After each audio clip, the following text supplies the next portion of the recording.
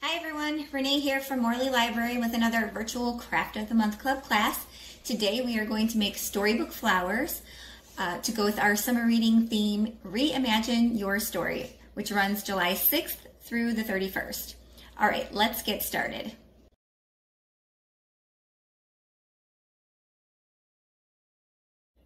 Okay, step one, you're going to take your page, or if you prefer to print maybe your favorite poem or something on a piece of paper, that will work too. You do need it to be at least 4 inches long this way and anywhere between 6 and 8 inches lengthwise. You're going to fold it in half, long ways, and glue the edges together, keeping the folded side close to you.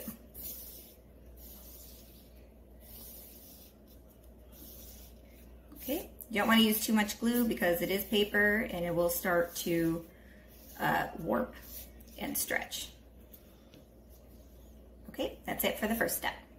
Step 2, keeping the folded edge closest to you, you want to snip the paper, so you're going to stay at least a finger's length away from the edge. You're going to snip under the print all the way down the entire length of the page.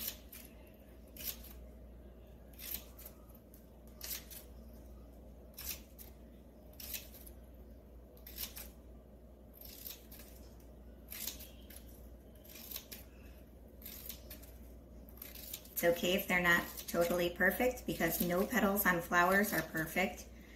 So when we stretch them out, they'll just be a little bit different. If you have a gap here, I just kind of guesstimate where there would be another line of print.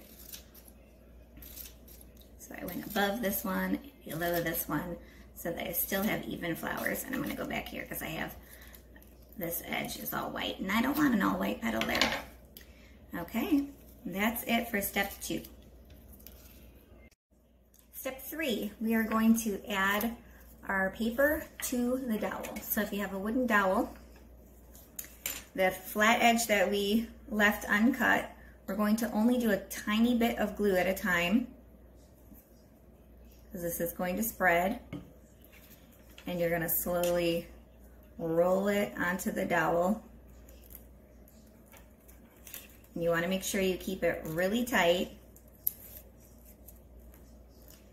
because the paper will warp, as I said, with a wet glue. If you are using hot glue, it shouldn't do this too much, but you do have to try to make sure you keep it in line and you don't get too much. You definitely don't want any big globs coming out or having any issues with your pages warping or spreading. We don't want it to fall off the dowel at a later date either. So we keep it nice and tight together. And as you get to the end, you'll see as it starts bunching, you can start pinching the ends to keep it closed. And it might start to curve a little. That's okay for the last part here because we want it to look like, you know, a flower growing out of its stem. So I'll press this last piece here and I'll be able to show you. So we're going to work around this, and if you need more glue, you can put a little bit more, but it should be wet enough that you can shape it. And as it dries, it's going to look like this. So it'll be rounded and coming out of its stem.